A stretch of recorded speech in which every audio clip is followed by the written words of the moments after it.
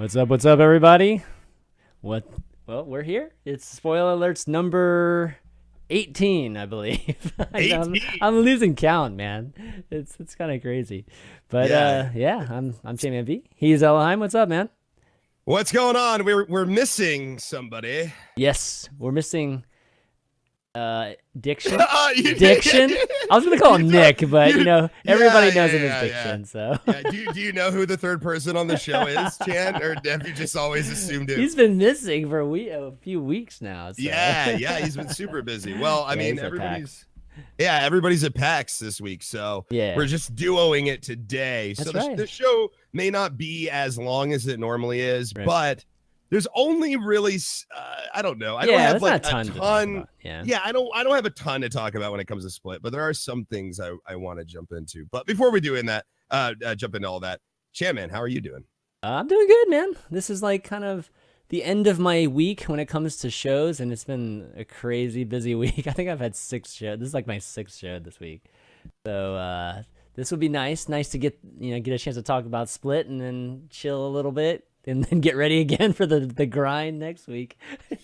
How's the game show? Oh man, the game show was fantastic this week. We did it on Monday and had Ben Brode, the Hearthstone director from Blizzard, on, and then Crip was on, and the Disguised Toast defending.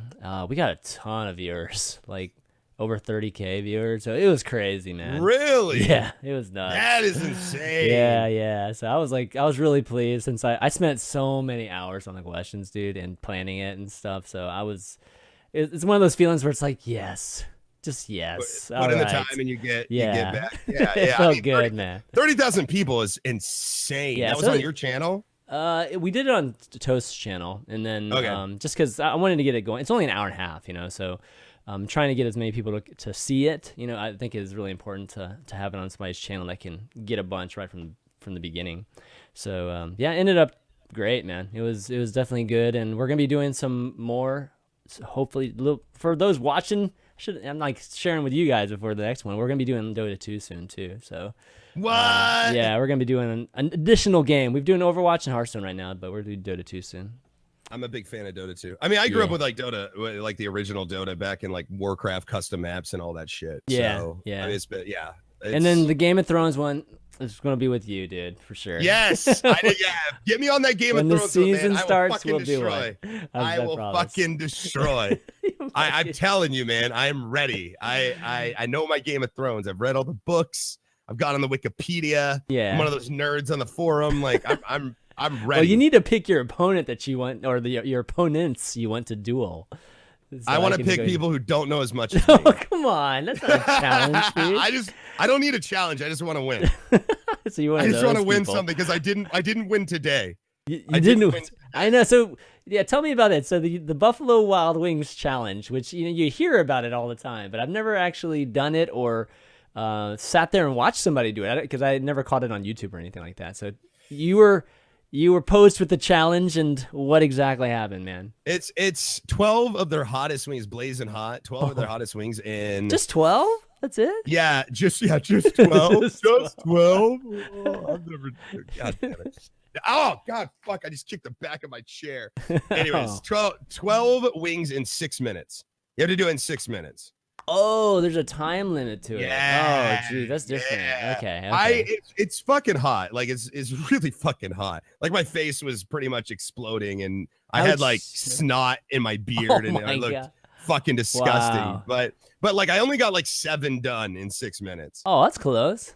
That's like super close. Yeah, no, I don't think it's super close. I went on to continue eating till 11, and by that point I vomited. Like, I see. Oh, wow. Yeah, okay. Yeah. Vomit as you lose, basically. What you don't understand is like it was just hard to swallow it. Yeah, like, exactly. It wasn't like the heat like beat me. It was like my body like wasn't ready for that much to eat. Right. And obviously the heat has something to do with it too. I'm sure it like constricts, your esophagus or something a little bit.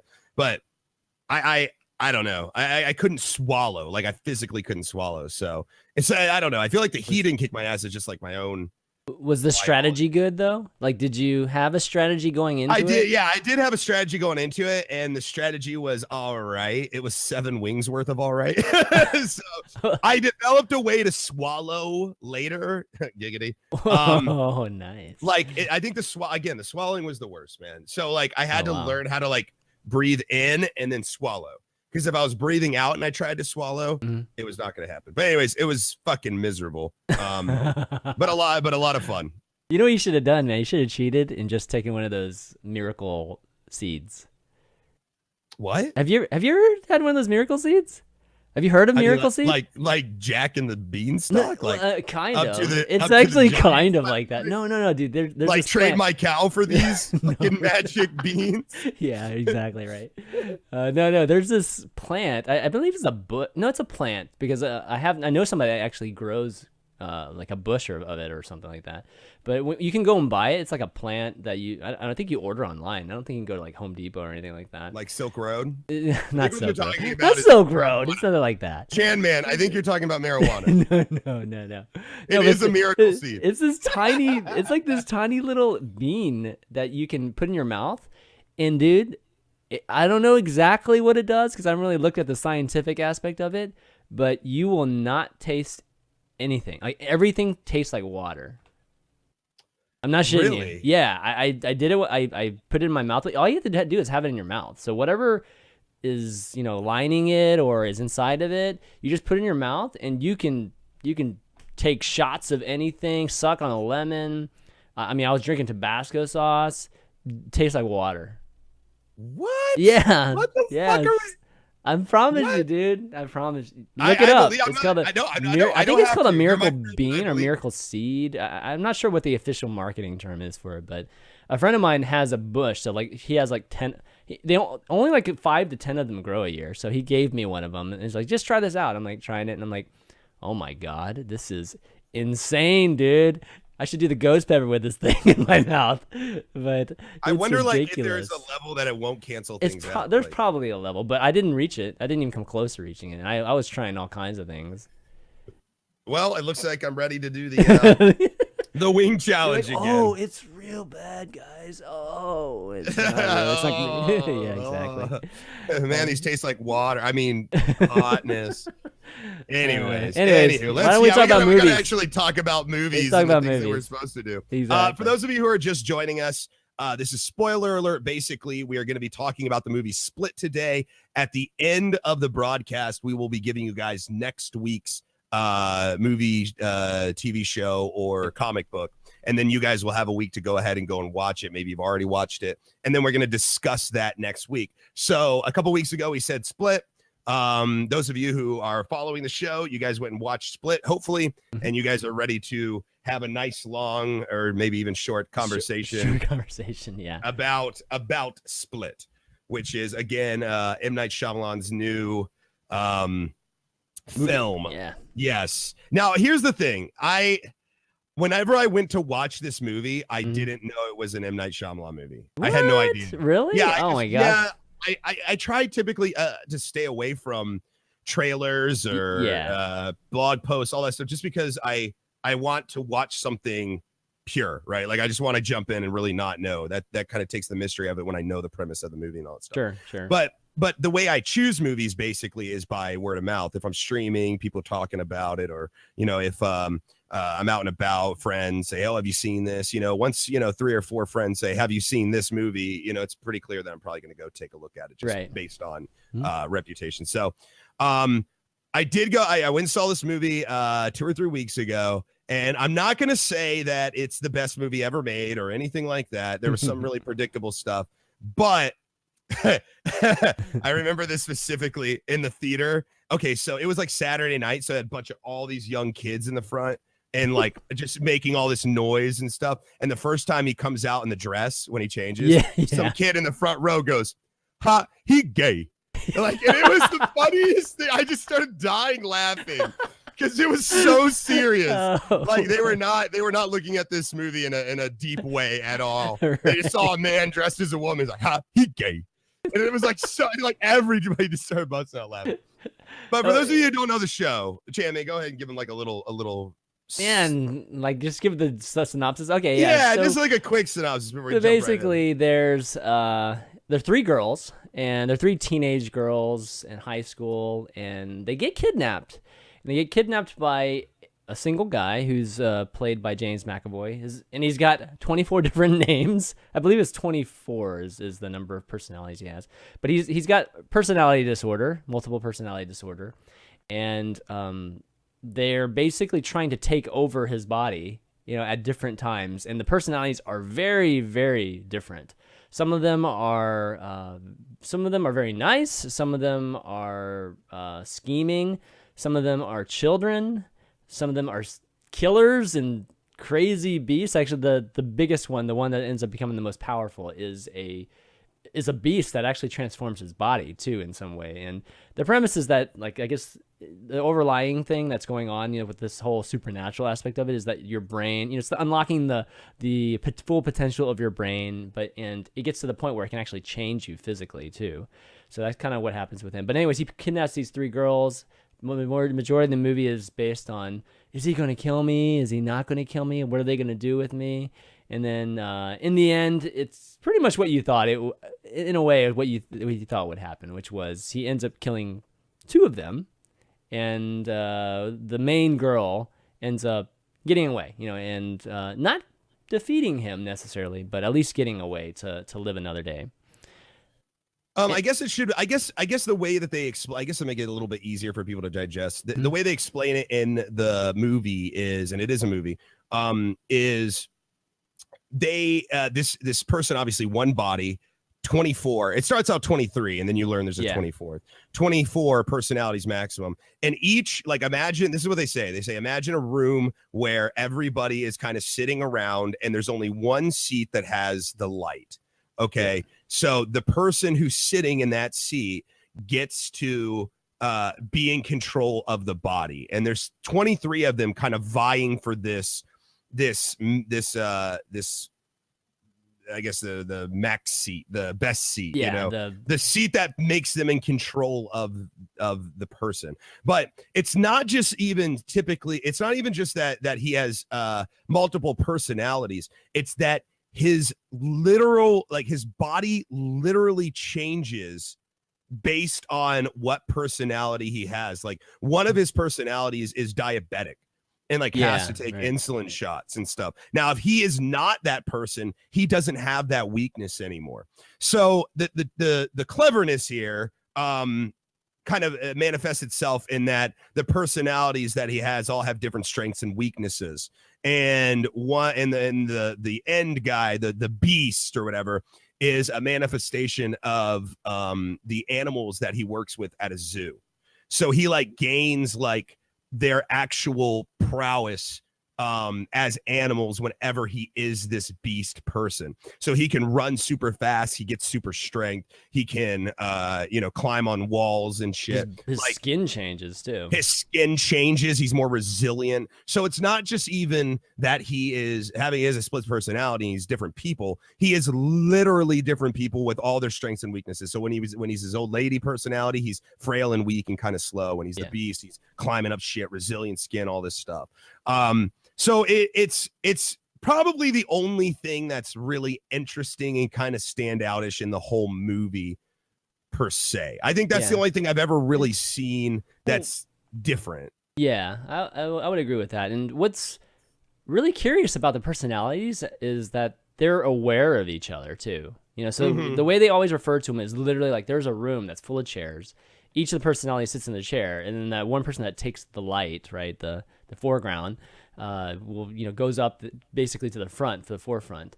But they're completely aware of each other, and at one point, there's a psychologist or psychiatrist or whatever she is, who's basically doing a study on people like James McAvoy's character, and she's fascinated by it. She's defending it, as this new breakthrough, in psychological science or whatever.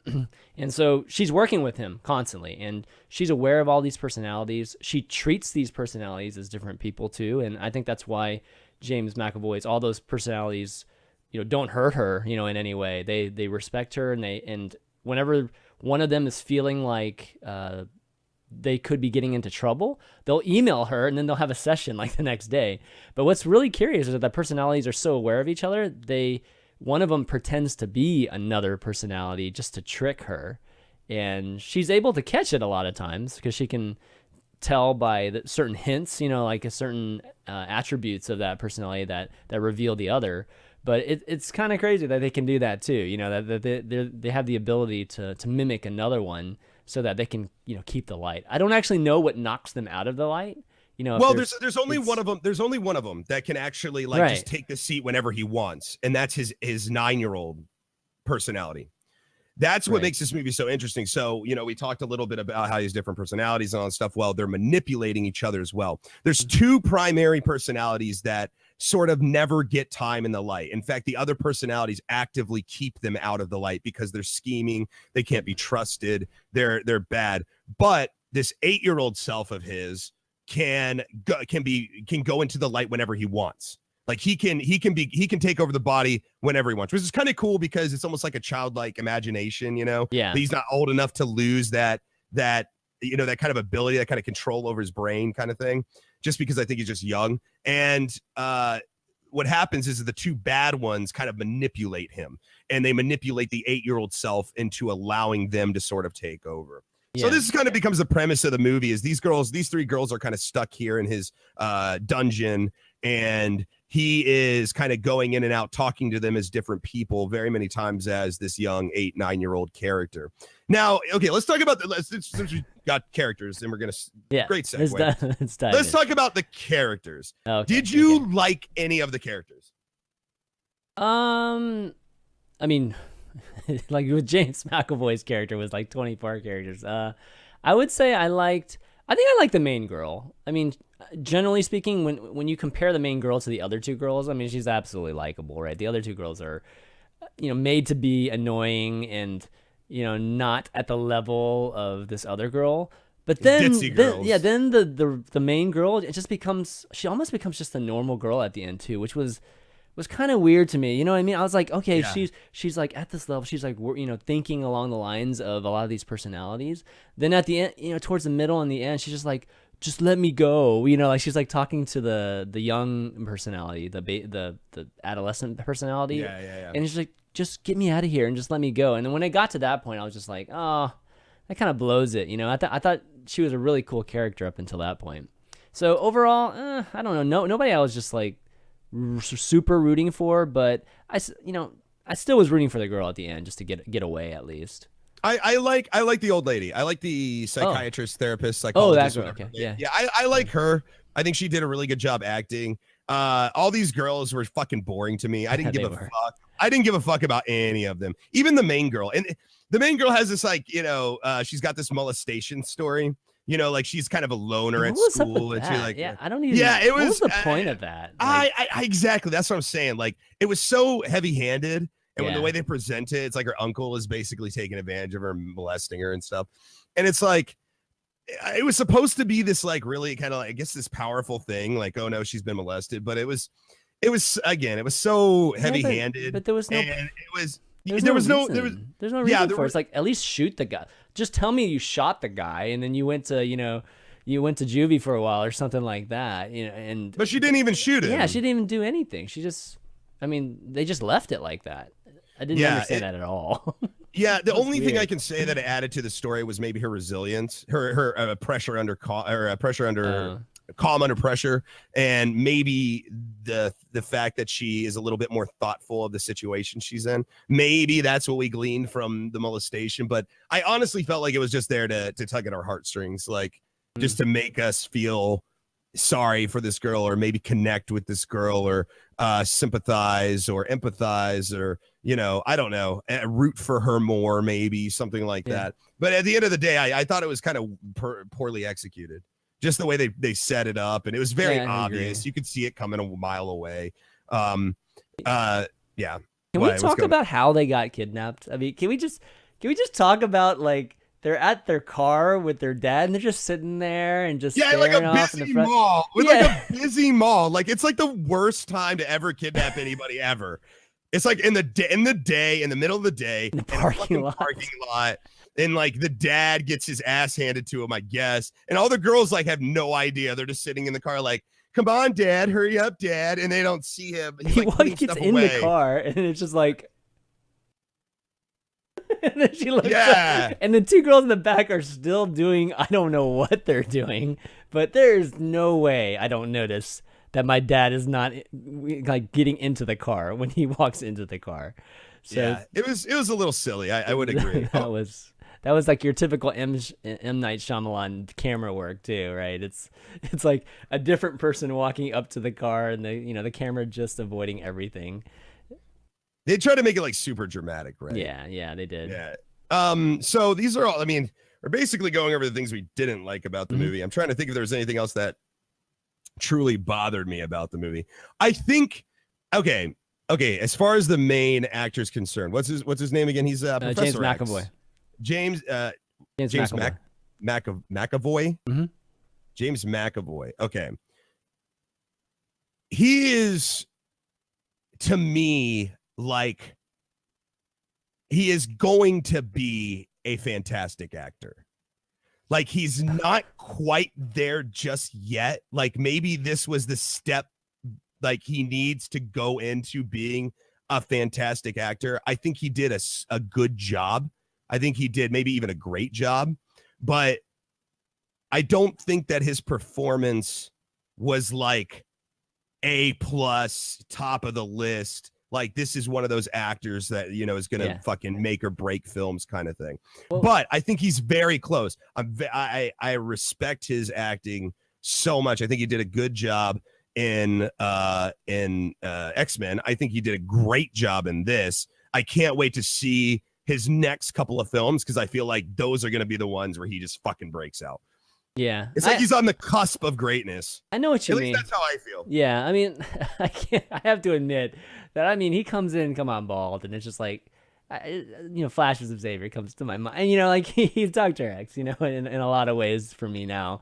But a lot of the other movies he's been into, there just haven't been any hugely dramatic acting. They're all kind of action films, or at least a lot of the ones that I've seen with him in it. But I know what you mean. He did a good job with the different personalities, but the ones that like the very first one that they showed, right? The kind of brute guy, when it's the woman and the guy, right? And it's two like Dennis or something like Dennis. That. I mean, that character, I couldn't tell anything about that character. But then when he went more extremes, like with the woman and then with the kid, then it was like, okay, I can kind of see that. So he's got the range. It's just he doesn't have, I think, the details. It's just like all those little things that I think really phenomenal actors are able to emote and do those type of things. I think, I know what you mean. He's really, really close to being a good actor. I feel like a dick being so like critical of him, especially when he's got like 24 fucking different people that he's acting basically. I don't think I don't know if you see all 24 of them, but it's a fucking lot of them, right? Yeah. And it's incredible that he can even pull that off to the degree that he does. Like I'm giving this guy like a 9.5 out of 10. I'm just saying that I think that he might be one of the better actors of our time, given more practice. Like when you ever think of like the best, like you're thinking like Bruce Willis and in action films, exactly. Like maybe Leonardo DiCaprio, depending on the film. Revenant was the most recent one, which I consider to be kind of an action sort of film. He was Dr. Frankenstein, I think, in something recently. He was in Victor Frankenstein. That's what it is. He was in Victor Frankenstein. He's been actually in a lot of movies. Like was it Scotland? Was he Sherlock Holmes or something like that? No, he wasn't Sherlock. The Last King of Scotland, something like that. I can't remember. He was really good in that too. What else was he in? He kind of I always think of that movie. The biggest one, I think. Yeah, I always think of that movie. Remember that movie he was in with Angelina Jolie? I think it was called Wanted, where they bent bullets. They were shooting bullets and curving in them. And that was based off of a graphic novel. We should probably do that graphic novel at some point. Yeah, it's like a one-shot graphic novel. It's way different from the movie, but it's an excellent graphic novel. It's actually one that I want to do on the show at some point. So okay, cool. We'll have to do that. Yeah. But anyways, I'm just saying, like, I think eventually, if he continues on the path of acting, I think that he's got the chops once he learns more and does more movies to be able to pull off really fucking awesome. I mean, I don't think he's gonna be like an action star, like fucking Bruce Willis action star or anything. But what I'm saying is he's gonna be an A-lister. He's got that accent, man. As long as you got an accent, you can. Is that why Minnie Driver did so well? What? Where did Minnie Driver come from? She's got an accent. She's the first person I think of when I think of an accent. Oh my god. Because I don't feel like Minnie Driver's a really great actress, and I feel like she just gets the roles because she's cute and she's got a good accent. Wow. Yeah.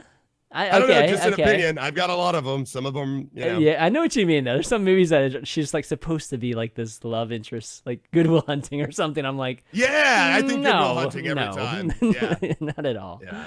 Anyways, so back with the main girl in this movie, there was something about the main girl. Her look, there's something about her look, like the way, just her face, that I don't know, it's very compelling. Like she kept reminding me of like Kendall Jenner or something like that. You know what I'm talking about? One of the Kardashians, just the sisters. Do you know what I'm talking about? No, I'm not. Sorry. Okay. Anyway, I'm not. She looks like this Kardashian sister, and it's just she has an Caitlyn? Not Caitlyn. You know Caitlyn, but you don't know her sister Kendall. It does look like Caitlyn Jenner. Anyways, I kept thinking Kendall Jenner the entire time. I'm like, Kendall Jenner mixed with like the Ring Girl or something like. But her face, she has a really intriguing look to her, and I don't know. I wouldn't be surprised if she gets more movie roles because this is the first thing I've ever seen her in. I don't know if she's been. She has else. She's supposed to have like a moody kind of aloof kind of disposition. It's and you can. There's certain scenes you can tell where it's like. She almost looks bored instead of contemplating or brooding, if that makes any sense. There's some, I don't know, like some scenes with her, I was like, yeah, she's doing really well. And some scenes I'm like, I don't know. I think but it's so tough because I've done very, very little acting, okay? But in this small amount of acting, I'm talking like 3 or 4 fucking plays, right? And the 3 or 4 plays I did, I had to play one character that was sort of brooding and sort of, kind of to themselves, quiet, and like it's really hard to act that, because it's almost like the lack of acting, like it's like you can fall into that, right? It's a fine line. Exactly. There's a fine line there, so it makes it. And again, this is just my limited. I'm by no means an expert or anything, but it would seem like some scenes, it almost just came across like she was disinterested or bored instead of. Again, brooding or contemplative or, even a little. I don't. Are you talking about like the early scenes? Because I felt like she was especially the early scene. I felt like she was supposed to be that's like what I'm saying, calm, right?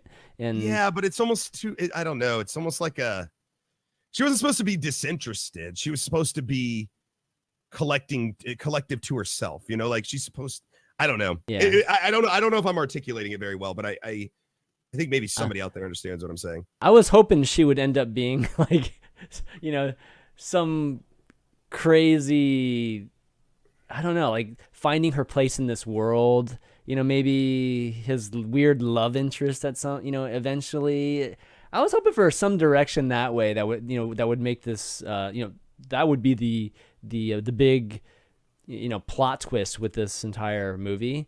But it ended up being just something a little bit more traditional. In the beginning, she had that, a lot of his films, M. Night Shyamalan, there's this one character that's very odd, right? And there's something special about that person. And I was thinking that this girl was filling that role, that there was something, very special, or she was just this oddball. The way they introduced her, right, when the friends were kind of like looking at her from afar for the birthday party or birthday whatever. And she's just unlike everybody else, and that was going to make her special and that sort of thing. I was kind of following down that line. I actually liked that line, but then they just stopped it. Like literally just her story just stopped, and then James McAvoy, that whole multi-personality just took over the movie. And that was kind of disappointing. I was hoping they'd do something crazy with her. But go ahead. No, go ahead. I was just gonna say I don't know. They could have gone different directions with her, and it's almost like they had different ideas at certain points in the film, and then didn't pursue them. Like at a certain point, you get almost like a Stockholm syndrome kind of. It's like edited or something like that, right? Yeah, like maybe they did go further down, and they just edited it all out. It almost seemed like at a certain point, because she was the only one of the three who was trying to understand him and trying to kind of play by his rules and understand what those rules are and how he's, switching between them. And at a certain point, I remember feeling like she was getting sympathetic towards him, right? Especially with the 8-year-old, 9-year-old self of him, So it almost, at a certain point, I thought we were getting like a Stockholm syndrome kind of ending where ultimately she escapes, but maybe she helps him on the way out. Right. Or maybe she just outright joins him. I was kind of thinking it might go that way too. But by the end of it, like you said, it was weird. She just kind of was like, let me go. I know. And he did. And then it was distress like type of, just like your typical, she just became a damsel in distress. And it kind of took away that special quality that I feel like you kind of hit on earlier that she may have had. I think it would have been more interesting to see her look at this person as all these people, figure them out, and then, make a decision about this person as a whole, not just based on these bad parts of him, and that she had the ability to do that because of all the shit she's been through and all the judgment she's been through, all the outcast, the feelings of being an outcast, that she could be the one to be like, hey, you know what? I get it. Like I love you for the way you are, or I love you the way you are. Wouldn't it be crazy if she had multi personalities and she had a counterpart for every one of his? That would have been pretty freaky too, if they would have gone some crazy route like that. I mean, but then I think it would have been like too. It probably would have been too far. Okay, so let's talk about the fucking end. Okay, wait, let's talk about the good part. The end is the best part, no question. Okay, listen. I honestly wanted to do this movie just so we could fucking talk about this ending. So this movie, guys, I hope you all have seen this movie, but if you haven't, this movie's good. It's not great, but it's good. But here's the thing is that we've had so many bad M. Night Shyamalan movies for so many times that I'm surprised he's even still making films. Like, I would have figured that this guy, like, not in a mean way, but like, I feel like the con artist of Hollywood. Is that what you're implying? Like, no, it's not even a con artist. It's almost like the Ronda Rousey of directors. Okay. Like he was the chosen one. He had Sixth Sense. He had whatever the fuck other, the movie we're about to talk about too. yeah, the movie we're about to talk about. The Village Giants. He had a lot of good movies with great twists, and it kept us on our toes. And then at a certain point, it's almost like the magic was gone. Then the last Airbender happened, and yeah. Then the last, and people just started losing respect for him. I felt like as a director. I mean, I'm not crazy here, right? Like people in the chat. No, I definitely agree with that. Yeah, and it's nice because I felt like this, even though the movie wasn't great, it was good. It was a good movie. It's good enough, yeah. Yeah. I would definitely suggest it for somebody to watch. I think the most exciting thing happened in the last 30 seconds, which is, if you guys have been a big M. Night Shyamalan fan, which is really funny because I had Cora watch this movie like 3 months ago. I was like, you have to watch this movie. Yeah, saw it for the first time? She saw it for the first time 3 months ago, and that movie is unbreakable. I wanted to do that. I wanted to do that movie for sure, but go ahead. Yeah. Yeah. Well, whether or not you love or hate Unbreakable, which some people do love it, some people do hate it. I think that a lot of us, even if you hate it, you can at least appreciate an attempt at a superhero movie that isn't so Marvel, DC, cut and dry. It's more of a realistic take on life and kind of a more normal approach to maybe having realistic real life superheroes in our world, right? Mm-hmm. And I think anybody that saw Unbreakable that liked it always felt like there should be more. Like there should be more done with it. There should be more in this universe. You're introduced with Mr. Glass. You're introduced with, Bruce Willis's character, which I forget his name right now. And it's he has superpowers, but it's like very subtle superpowers that, it's this weird thing. But the last 30 seconds of this movie, after all this is said and done, and after this guy with all these personalities escaped, one of his personalities being the Beast, this guy who can climb walls and all this shit. In the last 30 seconds, they show fucking Bruce Willis there as the Unbreakable character. And this woman says like, oh, that's another one of those weirdos. Didn't we have one of those like before? What was his name again? And all Bruce Willis says is like, yeah, his name was Mr. Glass. And that's it. And for, yeah, in the fucking movie, okay? Like into the movie. So so first off with Unbreakable, we should maybe talk a little bit about what our thoughts are on Unbreakable. And for me, Unbreakable is maybe, I saw Logan recently, and up until Logan, I felt Unbreakable was easily by far my favorite like superhero movie. Like it wasn't even close, even with all, just all the Marvel and DC ones. I mean, they're all done great, and they're great to watch in movie theaters, and they're blockbusters and things like that. But Unbreakable as a movie, I think was by far the best one that I've ever seen.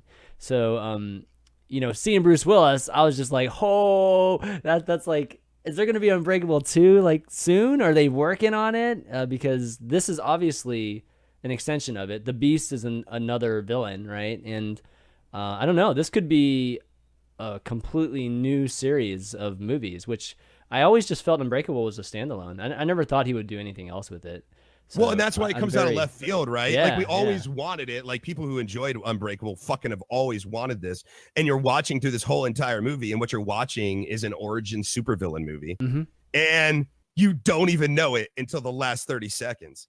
And here's the thing is like, if you're in the theater and you go and watch this and you've seen Unbreakable, you can tell who's seen Unbreakable and who hasn't. Yeah, exactly. Because like half of those people were like, well, man, I thought the movie was good, but why was Bruce Willis in the last 30 seconds? Like, I don't get it.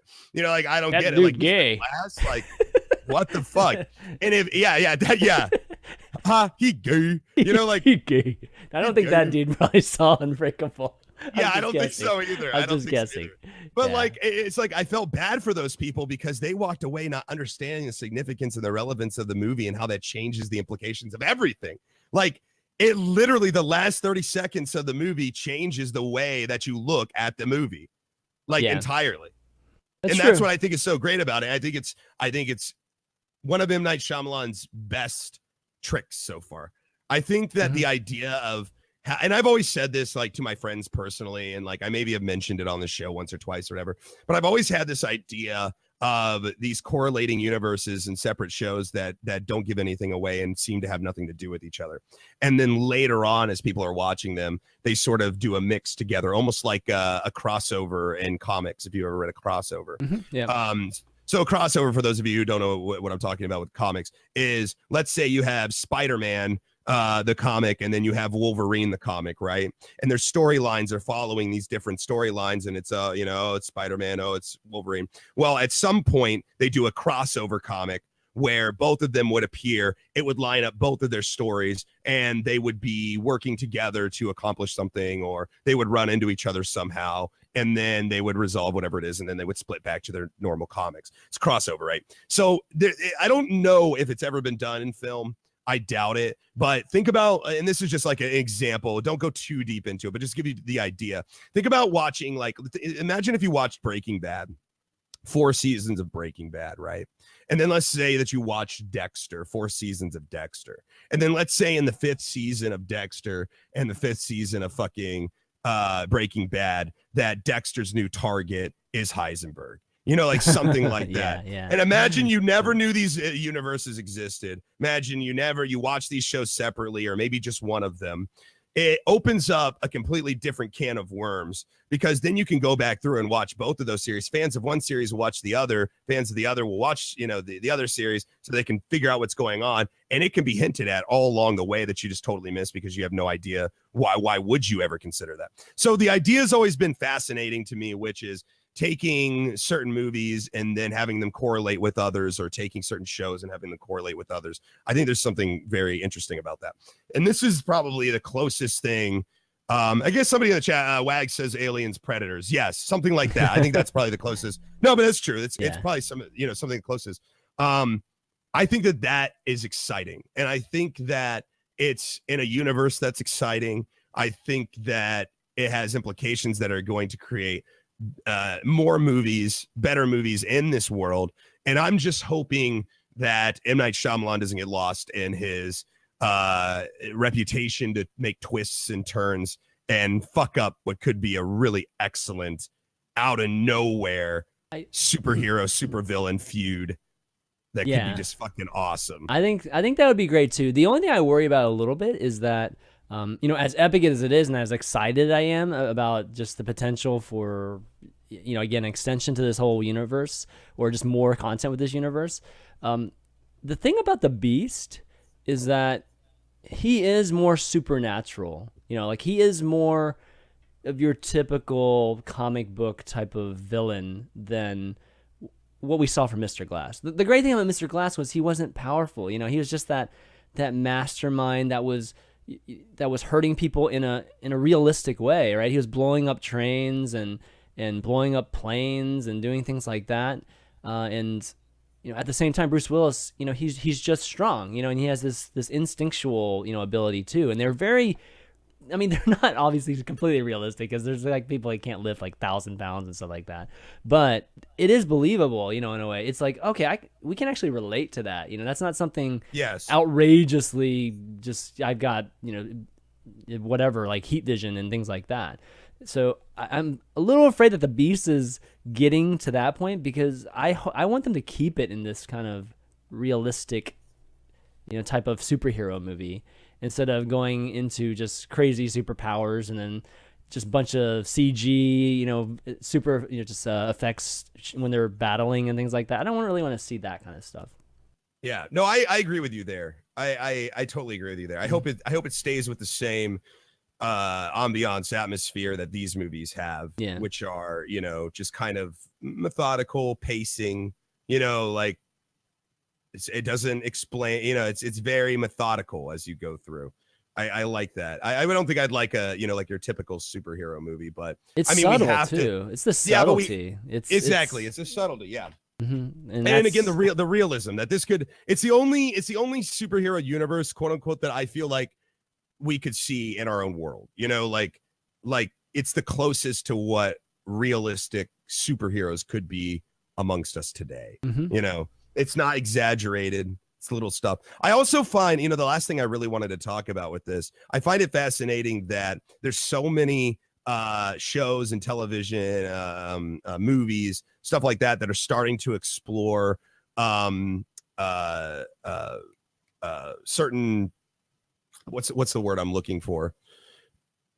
Certain, I guess it wouldn't be like a disease, mental illnesses, I guess is the word I'm looking for. Okay. Certain mental illnesses, like this is dealing with sort of schizophrenia in a very kind of like a extreme maxed out way. extreme in an extreme way. But I do find that God, I'm like not articulate right now. Legion. Oh, Legion that just started coming out. Like that's what I'm saying. Like Legion is starting to kind of get into that a little bit, starting to explore those things too. Yeah. Stylistically, yeah. Then you've got this with the split personalities. I've seen, shows with like autism, isn't off the table now, and how they're starting to kind of make movies and art around these, sort of quirks or mental illnesses that people have, which I think is super interesting too. It's like the more we learn about medicine and the more we learn about people and ailments and what people go through, the more broad these stories can become. True. And it's just a different sort of look at things, which is why I say that this movie, the one clever thing it does, besides Ty and the Unbreakable thing, is that this guy, I've never seen anything where like they have split personalities and they literally take on the characteristics of different people or different creatures, even, and the physical side of things too. That was a new concept where your mind actually does change you physically, and it can do it instantly too. Like the diabetic thing that you talked about, that's crazy. It's one thing with the Beast having, just all his skin change and everything, but even just little subtle things like your blood sugar changing, and things like that. That's pretty that's definitely interesting.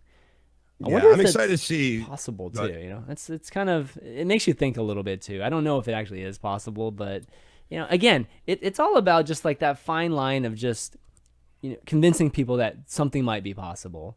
versus not, something that's just so outrageous. This is just complete fiction, and there's no way this could happen. Well, I don't think it's ever possible that somebody could take on characteristics beyond human possibility. Well, not human possibilities, like the beast, changing, beast, there's that whole mind over matter thing, right? Yes, I totally agree. There's very, few instances of things like that. Not just placebo, or at times placebo. Placebo is probably the most minor form of it.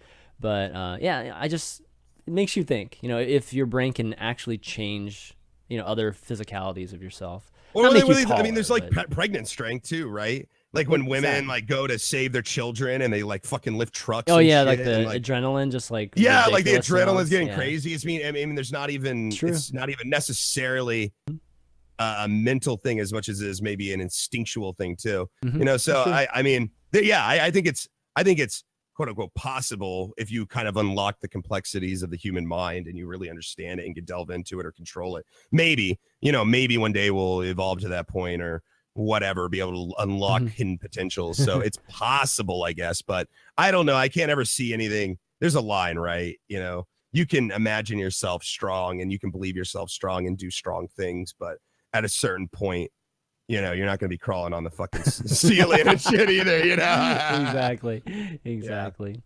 Yeah. All right. Well, but I mean, that was pretty much it. I guess the most exciting thing was the fact that this is a tie-in to Unbreakable, and it has no indication of it beforehand. It's a totally different movie name, a totally different type of movie. Different characters, no same characters till the very last 30 seconds. And man, I'm telling you, when Bruce Willis popped up and said Mr. Glass, I literally was just like, I popped up. Dude, did you pop up? I was looking left and right, and nobody was doing anything. I was like, nobody was doing shit. What are you I'm like, doing? You idiots! You've never seen Unbreakable. Well, the crazy thing is, I mean, when did Unbreakable come out? It's 2000. It was 2000. Yeah, man. I mean, some of us have been waiting. Feels like 12 to 15 years. I don't know if I've been waiting for a sequel because I never expected a sequel because M. Night Shyamalan basically just doesn't do sequels. But I've loved that film for a long time. Whenever everybody brings up movies that you think are surprising movies or the movie that people don't talk about, I always say Unbreakable. So it's really great that it's coming to the forefront again. Maybe for even this generation of kids, to even see this type of superhero movie. So really happy to see it. And I wonder if M. Night Shyamalan has just kind of had that in his back pocket. Like, dude, I really need a hit soon. Totally need a hit. So I need to break this puppy out at some point because this might have been my last good movie. I mean, Split obviously I think is good enough to people generally liked it. But there's been a lot of losers. Like we said, there's been a lot of busts that he's done in a row. And I wonder if he just had this in his back pocket for a long time from the standpoint of script and writing. He might already have this movie done. And from the standpoint of script. He did. Yeah. I imagine that he's probably had this movie in mind for years and years and years, probably back when he made Unbreakable. But I think that his interests probably, and again, I'm just fucking guessing. Me and old M. Night, we're very close. He tells me to call him M. Me and M when we hang out, what does he tells me. For? I don't even know. It's Mike. Mike Night Shyamalan. Mike Night.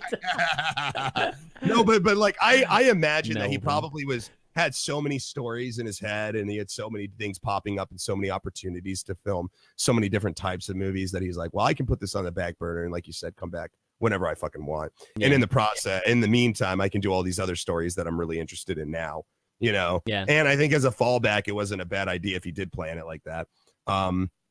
Again, I think anyways, my original point about waiting 12 to 15 years was that I envy Cora because Cora literally waited 3 months. I just happened to show her the. You just happened to show her. That's so ironic. Just happened to show her right before this movie, 3 or 4 months ago. We sat down and watched it, and then when we were in the theater, she, Bruce was there. He says, "Mr. Glass," and I look over at her, and she's looking at me going, "Oh," but I'm like, you can't look at me like that. You haven't waited as long as I have. You haven't waited these 10 years. You don't know. All All right. Well, we know one thing we forgot to do is just mention that you can actually hop on with us and kind of add to the discussion, or if you have any questions, by going to this Discord channel that I just linked here in the chat. And Monkey Orvler's been sitting in there. I gotta feel bad for Monkey since we didn't even mention it in the beginning. We didn't so if you guys have any kind of point that maybe we missed or you think would be awesome to add to this conversation, hop on there. Monkey will let you know what to do to get fully set up with your mics and everything, and then we'll have you hop on. But it doesn't have to be a question. It can just be a statement or something we didn't talk about, or maybe get our opinion on something. Whatever you guys. If nobody jumps in there, that's cool too. Yeah. It's not a big deal. We just like to give you guys the opportunity to be heard on the broadcast if you choose to. So it kind of breaks the flow of the show to show the next thing while we wait for that. But I kind of we might as well. I mean, because I don't think the two of us have anything too much more to say about it, right? I don't have anything much more to add about it. So I guess let's go ahead and reveal next week, which is probably going to be totally unsurprising. Or you want to talk about it? Yeah, I will. Here we go. All right, next week. Oh, what? We're talking about this movie? Holy smokes. Logan! Oh, who knew? Man, what a surprise. Nobody knew this was coming. It's not like we've been mentioning Logan every fucking episode for the last 3 months or something. No, but I'm glad we're able to do it like a week later, a couple weeks later. So more and more people can watch it, and we don't actually spoil it for people, because that would suck if people just don't watch our show because they don't want to actually see spoilers for a movie. That'd be terrible. So guys, this is what we do. We give you guys Logan this week. So next week we're going to get together, me and ChanManV and Eat My Diction, and we are going to discuss pretty much everything Logan. So if you want to join us for that conversation and be there and maybe even participate, I would encourage you to go ahead and watch the movie this week if you haven't already, and join us on Thursday, 1 p.m. next week, so we can talk about Logan and kind of go into it and see what we thought about it and all that good stuff. It's hard enough not. It's hard not to talk about it right now. Yeah, totally. Yeah, I'm excited about it too, and yeah, I don't know what more to say about it. Without sharing my thoughts at all about it. But go see it. Definitely go see it. Go see it even if you're not going to jump on the conversation here. It's definitely worth seeing, and particularly if you like superhero movies, this is one of the better ones, I'd have to say. Well, don't stop. One of the better ones. That's done. Done. Okay, we can't say anything. Guys, this is the hardest one, because this is I think this might be the only time. This might be the only time. Oh, no. We've done some TV series that have ended, but this is one of the few times where I've already seen the thing. I've already seen the movie or seen the TV series before we actually do it. So yeah, I mean, I wouldn't watched it with Cora the night after it released. So I think all of us have wanted to see Wolverine in this kind of atmosphere. Well, the trailer was amazing. So I mean, that helped a lot. I think that's one of the best movie trailers we've seen. It's too easy to talk about. All right. What? I'm done. Wait, what? What are you doing? I don't want to talk about it anymore. I don't want to talk about it anymore. I don't even want to. Yeah. We'll just wait for next week. Okay. Do we have any callers? Do we have any callers? We'll give you guys 1 or 2 more minutes to call in, but if not, then it's all good. Fuck these guys. This is a crazy movie month. This is a crazy movie month, man. We got a lot of movies. We went for a while where we're doing TV show after TV show, and now it's dude, there's too many movies, man. There's a lot of movies to talk about. Yeah. There's what else is coming out this month? D&B is coming out. I don't know if you guys are interested in that. I think we should do that. What is it? Beauty and the Beast. Oh yeah, I've always liked Beauty and the Beast as a story. It's probably one of my more. I think it's on my top 3 for Disney movies. When's Guardians of the Galaxy 2 coming out? I think that's May. I think that's the very first movie of the summer. Yeah, I think it's a little bit further on. That's coming up too, yeah. Feels bad when Ella goes to the restroom. Yeah, man. I got to poop pretty bad. He always has to poop after the show. Yeah, at the end of the show. Literally, dude, I got to poop. Literally, we go off it, or we switch so that we turn off audio. I got to poop, guys. See you later. Well, it's even more dire because of the wing competition before this.